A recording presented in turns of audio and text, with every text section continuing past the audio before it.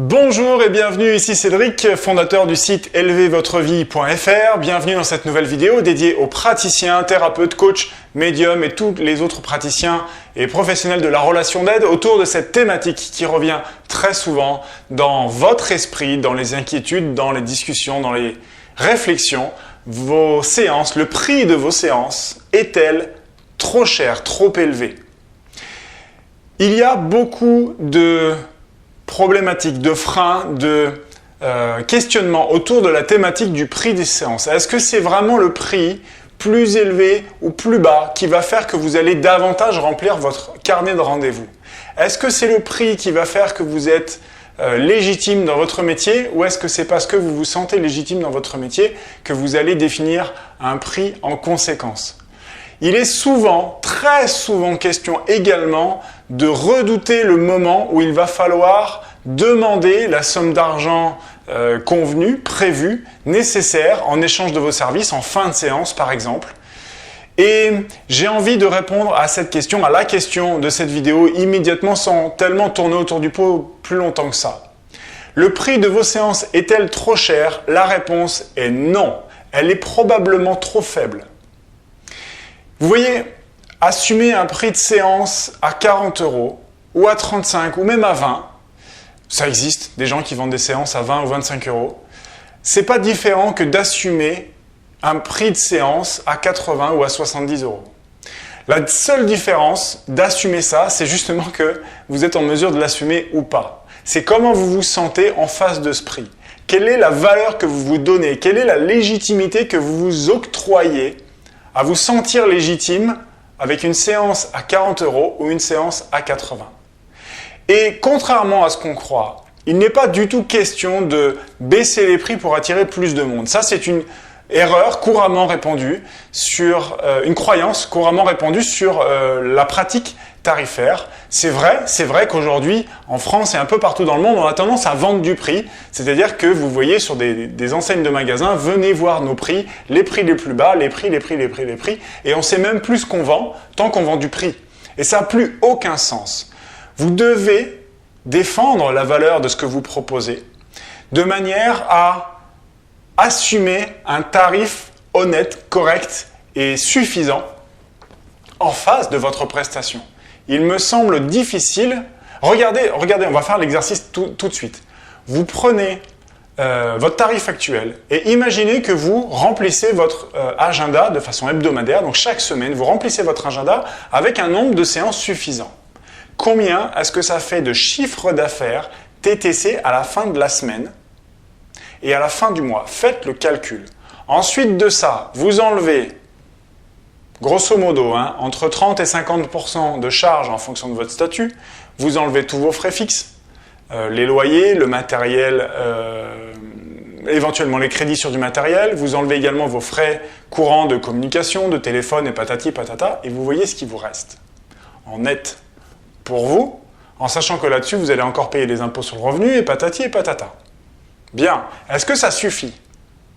C'est-à-dire que, est-ce que même si vous remplissez votre agenda avec le prix de vos séances actuelles, est-ce que ce montant est suffisant pour bien vivre de votre activité? La plupart du temps, ce n'est pas le cas.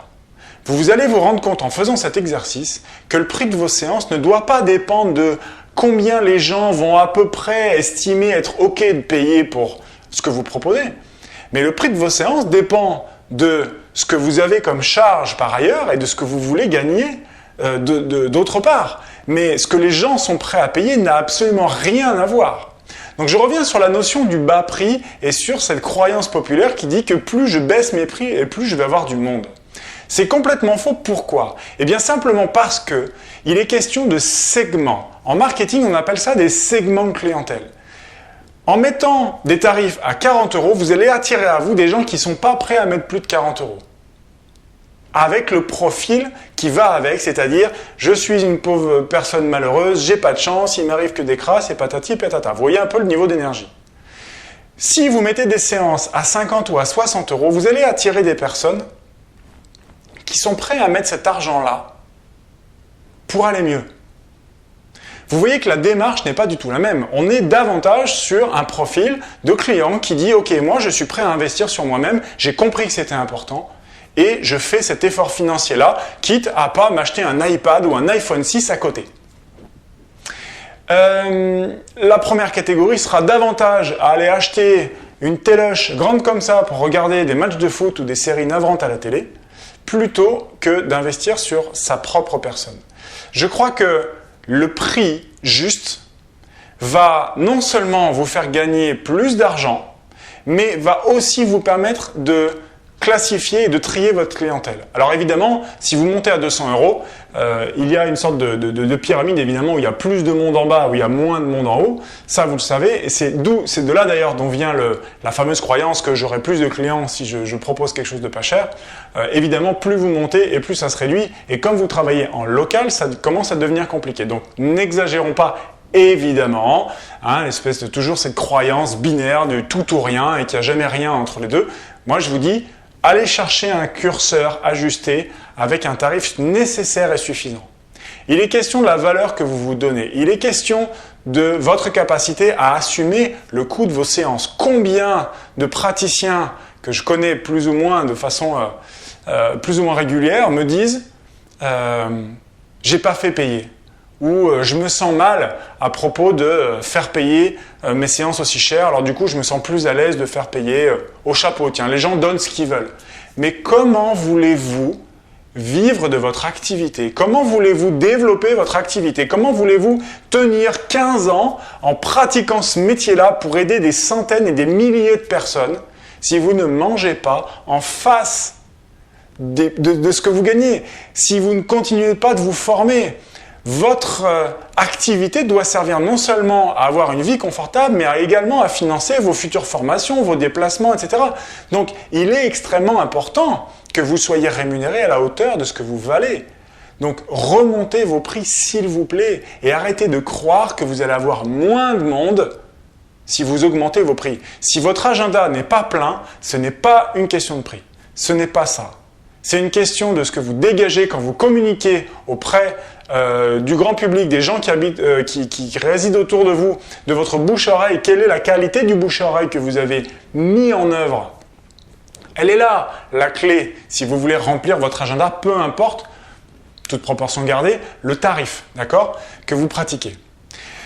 Si vous voulez aller creuser le sujet du bouche-à-oreille, je vous invite à aller sur le site élevervotrevie.fr, vous vous rendez dans la partie dédiée aux praticiens et vous allez chercher la conférence qui s'appelle Faites-vous connaître, développez votre activité et faites-vous connaître. De façon à avoir accès aux informations qui vous permettent de mettre en place un bouche-à-oreille efficace, viral, qui va faire que les gens vont vous connaître et vont savoir, connaître et donc reconnaître la valeur de votre travail. C'est à partir de ça que votre agenda va se remplir. Rien à voir avec les tarifs. Rien à voir. Je vous dis à très bientôt. J'espère que vous avez fait un pas en avant dans la compréhension de ce que peut être la posture de chef d'entreprise, qui est votre posture aujourd'hui. Il y a plein de sujets que vous avez à intégrer maintenant que vous êtes chef d'entreprise. J'espère que ce sujet-là en particulier vous a aidé. Je vous dis à très bientôt. N'hésitez pas à m'écrire ou à vous rendre sur le site élevervotrevie.fr si vous avez des questions, des remarques. Je serai tout à fait heureux de vous aider. À très bientôt. Salut!